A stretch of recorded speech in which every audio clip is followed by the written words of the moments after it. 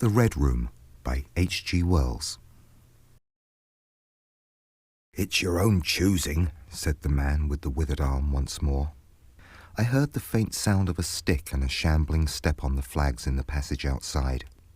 The door creaked on its hinges as a second old man entered, more bent, more wrinkled, more aged even than the first. He supported himself by the help of a crutch. His eyes were covered by a shade, and his lower lip, half averted, hung pale and pink from his decaying yellow teeth. He made straight for an armchair on the opposite side of the table, sat down clumsily, and began to cough. The man with the withered hand gave the newcomer a short glance of positive dislike. The old woman took no notice of his arrival, but remained with her eyes fixed steadily on the fire. "I said it's your own choosing," said the man with the withered hand, when the coughing had ceased for a while. "It's my own choosing," I answered. The man with the shade became aware of my presence for the first time, and threw his head back for a moment and sideways to see me. I caught a momentary glimpse of his eyes, small and bright and inflamed. Then he began to cough and splutter again. "Why don't you drink?" said the man with the withered arm, pushing the beer toward him. The man with the shade poured out a glassful with a shaking hand that splashed half as much again on the deal table. A monstrous shadow of him crouched upon the wall and mocked his action as he poured and drank. I must confess I had scarcely expected these grotesque custodians. There is, to my mind, something inhuman in senility, something crouching and atavistic. The human qualities seem to drop from old people insensibly day by day. The three of them made me feel uncomfortable with their gaunt silences, their bent carriage, their evident unfriendliness to me and to one another. And that night, perhaps, I was in the mood for uncomfortable impressions. I resolved to get away from their vague foreshadowings of the evil things upstairs. "If," said I, "you will show me to this haunted room of yours, I will make myself comfortable there." The old man with the cough jerked his head back so suddenly that it startled me, and shot another glance of his red eyes at me from out of the darkness under the shade. But no one answered me. I waited a minute, glancing from one to the other. The old woman stared like a dead body, glaring into the fire with lackluster eyes. "If," I said a little louder, "if you will show me to this haunted room of yours, I will relieve you from the task of entertaining me." "There's a candle on the slab outside the door," said the man with the withered hand, looking at my feet as he addressed me. "But if you go to the Red Room tonight—" "This night of all nights," said the old woman softly, "you go alone." "Very well," I answered shortly. "And which way do I go?" "You go along the passage for a bit," said he, nodding his head on his shoulder at the door, "until you come to a spiral staircase, and on the second landing is a door covered with green baize. Go through that and down the long corridor to the end, and the Red Room is on your left up the steps." "Have I got that right?" I said, and repeated his directions. He corrected me in one particular. "And you are really going?" said the man with the shade, looking at me again for the third time with that queer, unnatural tilting of the face. "This night of all nights," whispered the old woman. "It is what I came for," I said, and moved towards the door. As I did so, the old man with the shade rose and staggered round the table, so as to be closer to the others and to the fire. At the door I turned and looked at them, and saw they were all close together, dark against the firelight, staring at me over their shoulders, with an intent expression on their ancient faces. "Good night," I said, setting the door open. "It's your own choosing," said the man with the withered arm. I left the door wide open until the candle was well alight, and then I shut them in and walked down the chilly, echoing passage. I must confess that the oddness of these three old pensioners in whose charge her ladyship had left the castle, and the deep-toned, old-fashioned furniture of the housekeeper's room in which they had foregathered, had affected me curiously, in spite of my effort to keep myself at a matter-of-fact phase. They seemed to belong to another age, an older age, an age when things spiritual were indeed to be feared, when common sense was uncommon, an age when omens and witches were credible and ghosts beyond denying. Their very existence, thought I, is spectral. The cut of their clothing, fashions born in dead brains, the ornaments and conveniences in the room about them even are ghostly. The thoughts of vanished men, which still haunt rather than participate in the world today. And the passage I was in, long and shadowy, with a film of moisture glistening on the wall, was as gaunt and cold as a thing that is dead and rigid. But with an effort, I sent such thoughts to the right about. The long, draughty subterranean passage was chilly and dusty, and my candle flared and made the shadows cower and quiver. The echoes rang up and down the spiral staircase, and a shadow came sweeping up after me, and another fled before me into the darkness overhead. I came to the wide landing and stopped there for a moment, listening to a rustling that I fancied I heard creeping behind me, and then, satisfied of the absolute silence, pushed open the unwilling baize-covered door and stood in the silent corridor. The effect was scarcely what I expected, for the moonlight coming in by the great window on the grand staircase picked out everything in vivid black shadow or reticulated silvery illumination. Everything seemed in its proper position. The house might have been deserted on the yesterday instead of 12 months ago. There were candles in the sockets of the sconces, and whatever dust had gathered on the carpets or upon the polished flooring was distributed so evenly as to be invisible in my candlelight. A waiting stillness was over everything. I was about to advance and stopped abruptly.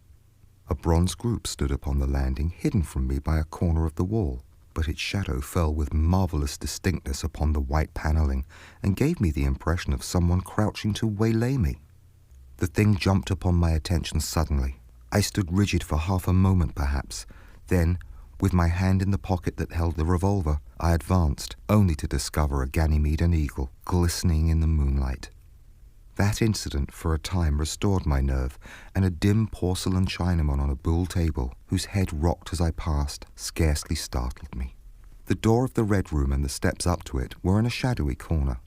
I moved my candle from side to side in order to see clearly the nature of the recess in which I stood before opening the door. Here it was, thought I, that my predecessor was found, and the memory of that story gave me a sudden twinge of apprehension. I glanced over my shoulder at the black Ganymede in the moonlight, and opened the door of the Red Room hastily, with my face half turned to the pallid silence of the corridor. I entered, closed the door behind me at once, turned the key I found in the lock within, and stood with the candle held aloft surveying the scene of my vigil. The great red room of Lorraine Castle, in which the young Duke had died, or rather in which he had begun his dying, for he had opened the door and fallen headlong down the steps I had just ascended.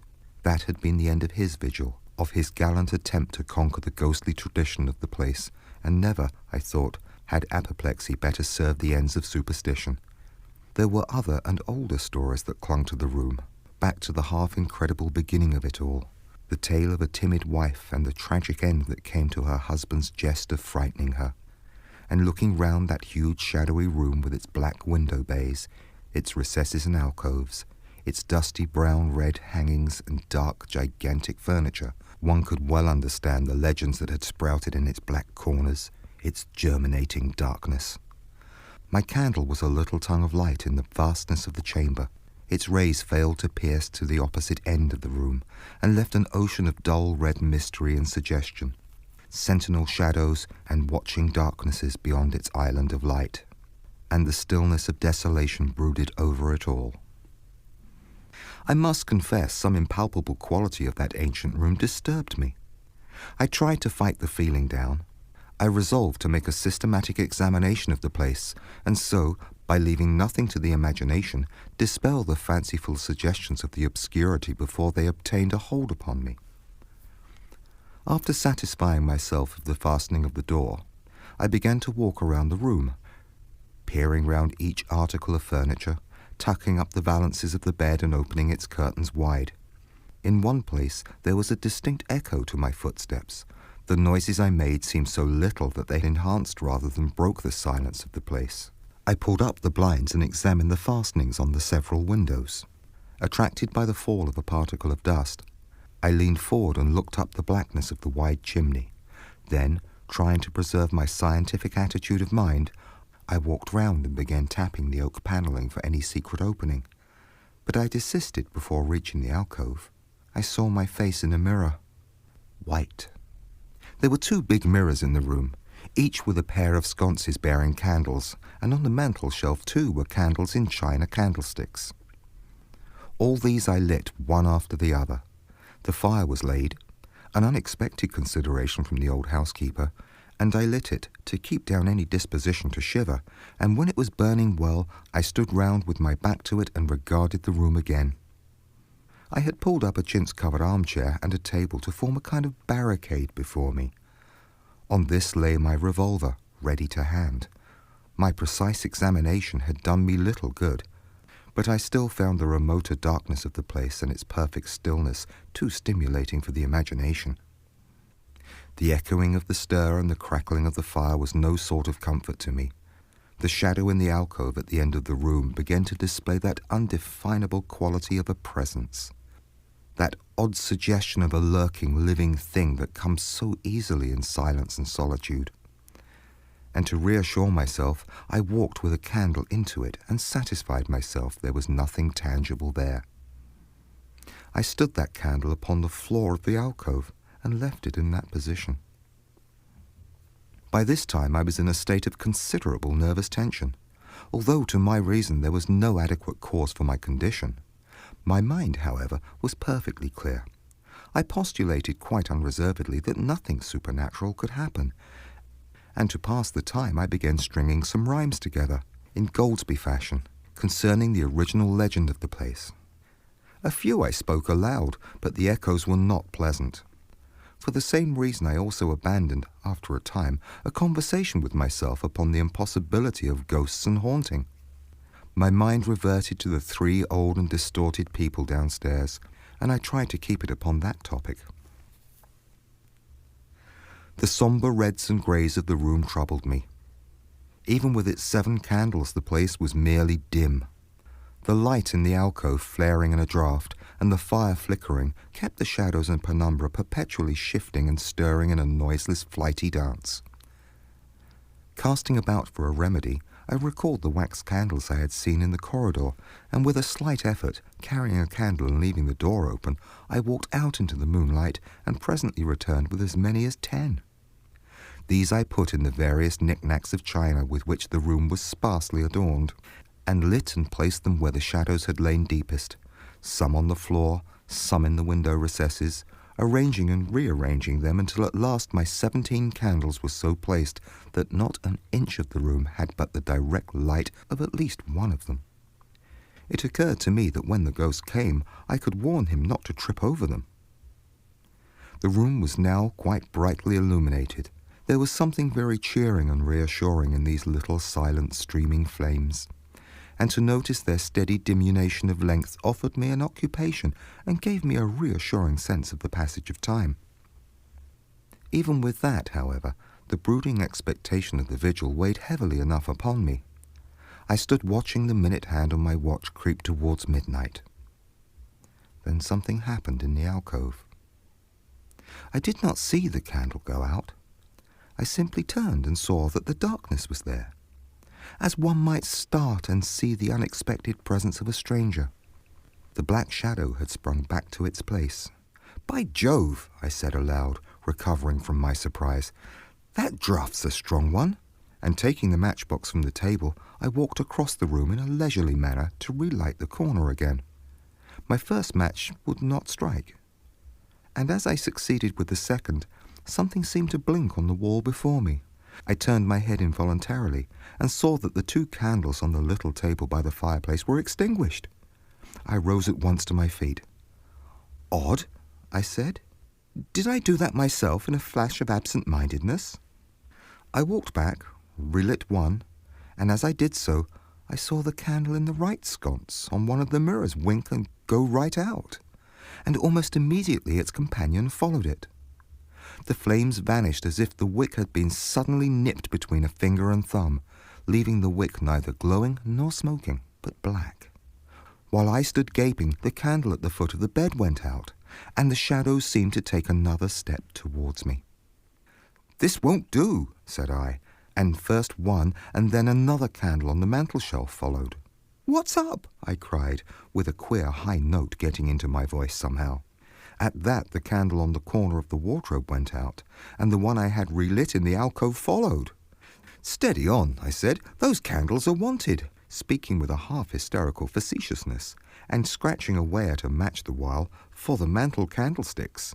My hands trembled so much that twice I missed the rough paper of the matchbox.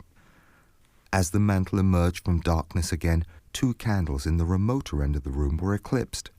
But with the same match, I also relit the larger mirror candles and those on the floor near the doorway, so that for the moment I seemed to gain on the extinctions.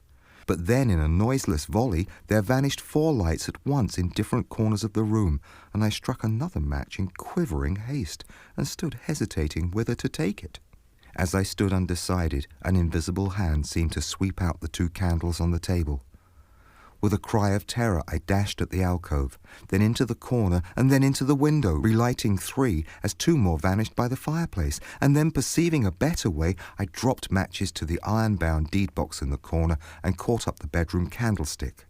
With this, I avoided the delay of striking matches, but for all that, the steady process of extinction went on, and the shadows I feared and fought against returned and crept in upon me. First a step gained on this side of me, and then on that. I was now almost frantic with the horror of the coming darkness, and my self-possession deserted me. I leapt panting from candle to candle in a vain struggle against that remorseless advance. I bruised myself in the thigh against the table.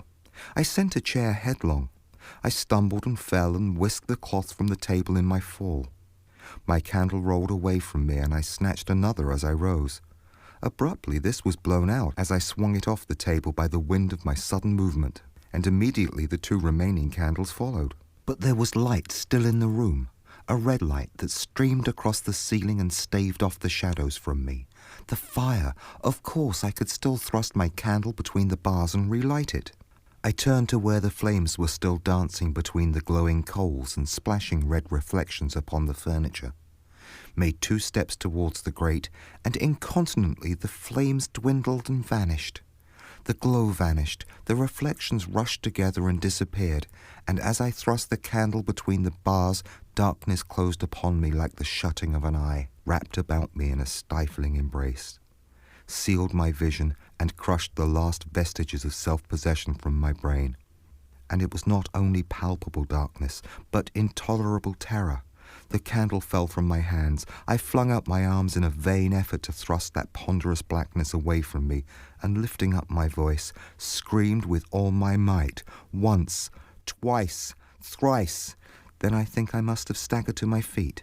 I know I thought suddenly of the moonlit corridor, and with my head bowed and my arms over my face, made a stumbling run for the door. But I had forgotten the exact position of the door, and I struck myself heavily against the corner of the bed. I staggered back, turned, and was either struck or struck myself against some other bulky furnishing. I have a vague memory of battering myself thus to and fro in the darkness, of a heavy blow at last upon my forehead, and a horrible sensation of falling that lasted an age, of my last frantic effort to keep my footing, and then I remember no more. I opened my eyes in daylight. My head was roughly bandaged, and the man with the withered hand was watching my face. I looked about me trying to remember what had happened, and for a space I could not recollect. I rolled my eyes into the corner and saw the old woman, no longer abstracted, no longer terrible, pouring out some drops of medicine from a little blue phial into a glass. "Where am I?" I said. "I seem to remember you, and yet I cannot remember who you are." They told me then, and I heard of the haunted red room as one who bears a tale. "We found you at dawn," said he, "and there was blood on your forehead and lips." I wondered that I'd ever disliked him. The 3 of them in the daylight seemed commonplace old folk enough. The man with the green shade had his head bent as one who sleeps. It was very slowly I recovered the memory of my experience. "You believe now," said the old man with the withered hand, "that the room is haunted?" He spoke no longer as one who greets an intruder, but as one who condoles with a friend. "Yes," said I, "the room is haunted." "And you have seen it, and we who have been here all our lives have never set eyes upon it. because we have never dared. Tell us, is it truly the old Earl who—" "No," said I, "it is not." "I told you so," said the old lady with the glass in her hand. "It is his poor young countess who was frightened." "It is not," I said. "There is neither ghost of Earl nor ghost of Countess in that room. There is no ghost there at all, but worse, far worse, something impalpable." "Well?" they said. "The worst of all things that haunt poor mortal men," said I, "and that is, in all its nakedness, fear. Fear that will not have light nor sound, that will not bear with reason, that deafens and darkens and overwhelms. It followed me through the corridor. It fought against me in the room." I stopped abruptly. There was an interval of silence. My hand went up to my bandages. The candles went out one after the other, and I fled. Then the man with the shade lifted his face sideways to see me and spoke. "That is it," said he. "I knew that was it. A power of darkness to put such a curse upon a home. It lurks there always. You can feel it even in the daytime, even of a bright summer's day, in the hangings, in the curtains, keeping behind you however you face about. In the dusk it creeps in the corridor and follows you, so that you dare not turn. It is even as you say, fear itself is in that room, black fear, and there it will be, so long as this house of sin endures."